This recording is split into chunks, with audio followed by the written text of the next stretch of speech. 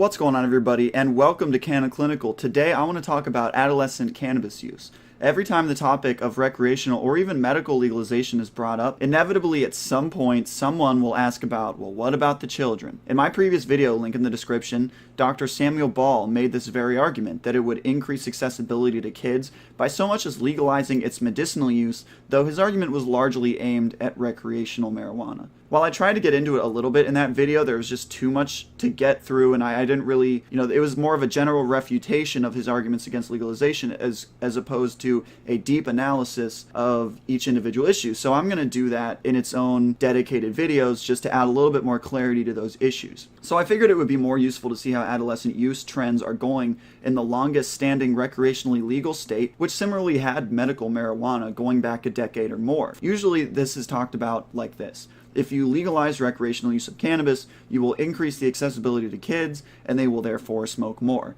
And then they stuff in the fact that children are twice as likely to face addiction problems throughout their lifetime with drugs and alcohol if they use them during adolescence, and that the earlier that they use them, the more damage can take place. While this may be true, is this a reason why legalization would be irresponsible? Is this backed up by statistics and facts and reality? This is the Healthy Kids Colorado survey. There are quite a few surveys with data on cannabis, several actually linked on the site. I'm going to link it in the description. And one of them, for example, says that since legalization, households store cannabis at a higher rate after legalization than before legalization. That's a big duh.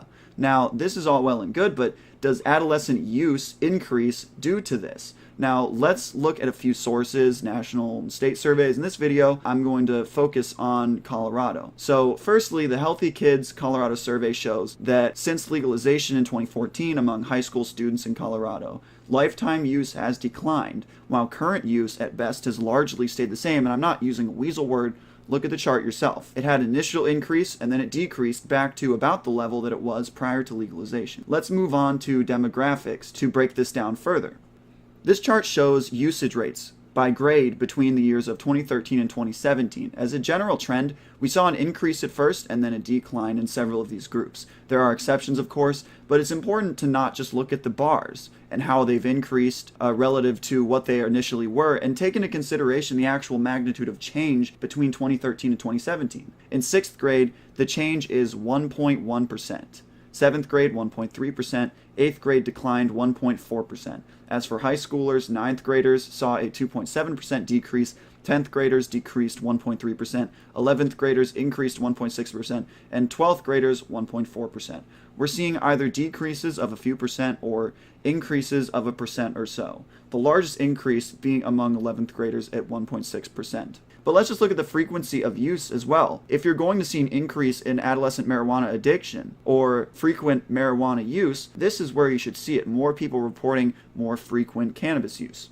This chart is organized in percentages of people who reported use the labeled number of times in the last month. So what should we see with an increase in addiction rates and things like that? Well, we should see an increase in the categories that are of high frequency over time. That isn't consistent with historical trends prior to legalization. The category of 20 to 39 times per month has actually been trending down slightly since 2011, if not staying the same. Of course, before we get into these statistics a little deeper, I should mention that it only has been about 5 years since they've legalized, so this would be an interesting statistic to follow over the years. Definitely important, but so far it seems like this category is the same, at least between 20 and 39. Moving on, 3 to 9 and 10 to 19 times per month have seen initial increases between 2013 and 2015, but declines after that through 2017. The change between 2013 and 2017 through those years in those respective frequency groups is 0% and a 0.2% decline. The highest category frequency, 40 or more, has actually declined the most dramatically, interestingly enough, among these groups by 1.1% since 2013. The only category that has increased at all since 2013 was 1 to 3 times per month with a change of 1.2%.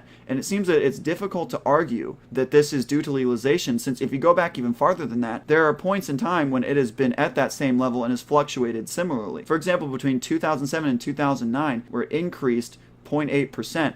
Compare this to a 1% increase between 2013 and 2015. These fluctuations do not look to be outside of the realm of what is to be expected of historical trends prior to legalization, so it's hard to make the argument that the kids are using cannabis more by virtue of it existing in legal establishments. And by the way, those two increases, 2007 and 2009 and 2013 and 2015 that I compared, both started and ended at similar points. 2007 increased 0.8% from 6.8 to 7.6, while 2013 increased from 6.6% to 2015 at 7.6%. My initial impression here is that this argument, if we're going to use the longest standing legal state as a standard for what we should expect with legalization, that it's more a matter of people not looking for the actual facts. And instead, they're just trying to push an idea that isn't backed up by statistics that are literally just a Google search away. This guy is a doctor with a high position of institutional power too, so this is alarming, to be honest, to see this kind of willful ignorance. And he should be aware of these statistics by virtue of what his specialty actually is. It actually looks like there are a number of social support and school time socialization factors that may be more predictive of early marijuana use than legalization itself. Feel free to pause as I will go through these quickly. A child is 45% less likely to use marijuana if they have a parent or guardian to help them with a personal problem. 30% less likely if they have an adult they can go to with a serious problem.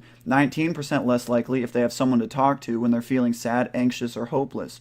33% less likely if they have extracurricular activities. 64% less likely if they believe it's important to finish high school. 53% less likely if they think their family has clear rules about their alcohol or drug use. 28% less likely if they know their teacher notices that they're doing a good job. 57% less likely if their parents know where they are and who they're with if they're away from home. So instead of blaming the fact that they're sold in legal stores to adults, maybe we should look at how we're raising our children to steer them away from being exposed to drugs in the first place. And if you look at substance use statistics overall in Colorado, it seems that whatever they're doing is working because substance abuse is down across the board, including that of currently legal drugs such as alcohol, with the exception of a 0.9% increase in vaping in 2015. But that's all I have for you guys today. Thank you for watching. If you like this video or appreciate this kind of content, give me a like, subscribe to the channel, and tell me what you think about this. Until next time, stay meducated.